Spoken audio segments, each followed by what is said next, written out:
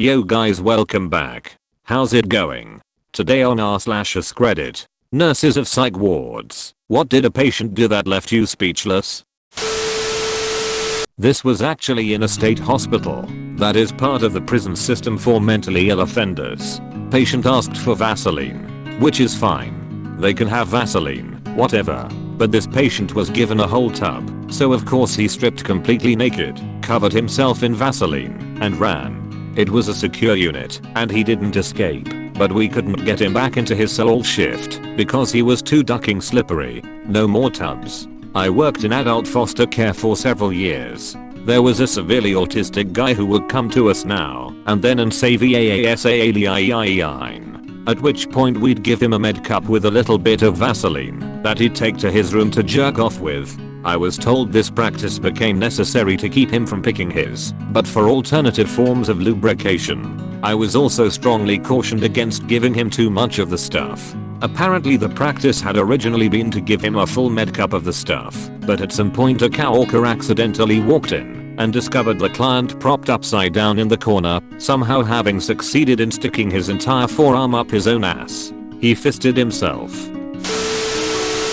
This might not fit perfect, but I love this story. How about in an inpatient addiction clinic? The first one that comes to mind was something I witnessed between a patient and another floor tech. We had a man who was in serious detox, drug if choice was meth. He was throwing a huge tantrum, not uncommon in DTs. People will do just about anything to get a fix. We weren't a locked facility, so it wasn't like he was stuck there. He genuinely wanted help, that's why he stuck around, and we were there to listen and help him through the shakes, hallucinations, and other symptoms. He was slamming his fists on the desk at this point, and he had started just yelling, "I just want some ducking ice." Slang for crystal meth. Well, the tech with me was inexperienced, although much older than me, and while I talked to him and tried to calm him down, she went back to our staff kitchen and got him a glass of ice, like frozen water. She brought it out to him and put it in his hand like problem solved, and the guys just froze with confusion, staring at it. The patient and I both realized at the same time she thought he wanted ice, and we just started at each other and started laughing. He was in for a rough couple of days, but I've never seen someone jump from near psychotic episode to giggling so fast. My aunt was a pharmacist in a psych hospital in Iraq. She told me that a family brought their son in. He was previously detained and tortured by Saddam's security. The young man was admitted as a severe case. He then started to hold imaginary trials and sentence people to death by hanging. One day they did find another patient hanged, dead, and the young man was standing next to him shouting justice was served. Prison guard here. Guy cut his scrotum open to let people know he was serious. Don't know about what. Guy 2 cut off a butt cheek, or a big part of, and threw it at me as I tried to stop him.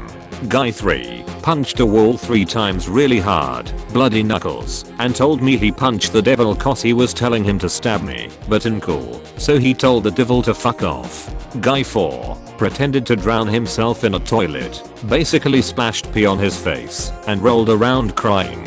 Guy 5 had sex with a window air vent and was compliant yet confused when I asked him to stop. Those were the days. I was a CNA for about 4 years, and the saddest ever was my client/resident constantly thought I was her daughter. She went to Harvard and was an extremely brilliant lady in her time. She was nonverbal, but every time I walked into her room she would exclaim, "Elizabeth, you came." I loved this lady so much. She would only eat when I fed her. She was extremely combative with everyone but me. I ended up quitting my job there, but visited her every single day, to the point that her family kind of accepted me as their family. I finally found out that Elizabeth took her own life at 21, and the fact that she thought I was her gave her extreme joy. I never corrected her, and I like to think I gave her peace when she passed holding my hand. She was an amazing lady, and I miss her to this day. When I was in nursing school I had a clinical in the state-funded psych ward downtown.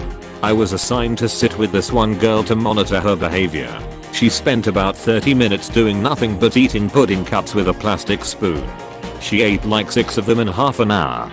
Then out of nowhere she very calmly licked her spoon completely clean and pulled her shirt sleeve up before shoving the entire spoon into an incision in her arm near her bicep. Then very calmly said, "Ops." The nurses that worked there didn't believe me. They kept saying I was making it up and that I couldn't have seen what I saw. Only later on, like 4 hours later, it was a 12 hours clinical, the orderly noticed the girl had some blood on her shirt. He took her into her room to change her clothes and noticed that an incision on her arm had dehisced and had been bleeding. Then eventually agreed to send her to the hospital for testing. The x-ray showed the entire spoon sucked into the fat of her upper arm through an incision where they'd removed a birth control implant in the week before. Apparently the girl had slowly been picking at the sutures and opening it bit by bit until it was deep enough to fit an entire plastic spoon. The girl admitted that the ops was because it had gotten sucked in and couldn't be pulled out, not because she stuck a spoon in her arm. Totally bizarre. Years ago, I was a student nurse doing my psych rotation in a Catholic facility. The nuns still wore habits and the building was like something out of the Dark Ages. I'll skip talking about the line of patients waiting to undergo ECT treatment in the basement and instead tell you about Maggie. She was a tragic case. She had been on lithium for years and it really kept her psychotic episodes in check until reached toxic levels and could no longer take it. One hot summer afternoon, we heard this banshee screaming coming from Maggie's room. We rushed in there to see what was going on. Entering the room, we are greeted by a scene I will never forget. This late 70s woman is standing on the window ledge, naked as a jaybird, screaming through the window screens at the nuns in the courtyard. "You fucking penguins are going to burn in hell." The poor sisters are scrambling to and fro trying to get away from the ranting madwoman's viscous verbal assault as we were trying desperately to pull her off the grating. I knew then and there that I would never become a psych nurse. We had an older black lady who would walk up and down the ward constantly mumbling. It never stopped. I think she would get something like Thorazine to calm her down, but she would fight it and her eyes would be all droopy and she'd slow down, but she kept going. Nobody understood a word she said and she was there for at least over 6 months. She was punched out once by a patient while he was on the phone because she kept walking by ranting. He just lost it. Anyway, I'm up there doing a patrol one day. I was security and she's ranting and walking up and down the ward as usual and they call her to come get her meal. She sits down and opens her tray and stops ranting and states clear as day, "I didn't order no diabetic tray, bitch."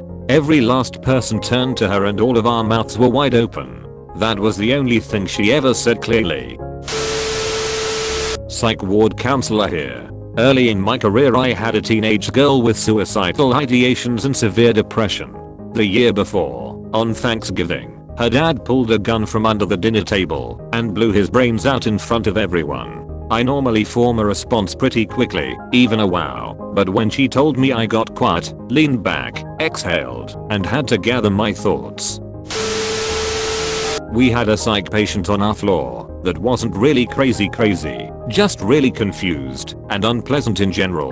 One night I was mixing his drink with some thickener and per usual he started yelling about me poisoning him. I explained what it was and that we are all here to help him, not hurt him, and he responds with, "I'm just going to die." His vitals were fine. He was alert, no red flags, and like I said, he was always pretty unpleasant, so I didn't think much of it. Sure as shit, he coded an hour later, and we never got him back. Edit, coded is slang for code blue, which is what they call over intercom/pagers when someone stopped breathing or their heart has stopped. Not a nurse, pharmacist. Had one of our clozapine patients miss a monthly meeting to discuss their medication. Called around, found out she was in the ICU having eaten 2 of her own fingers, then visited her mother for coffee, still bleeding.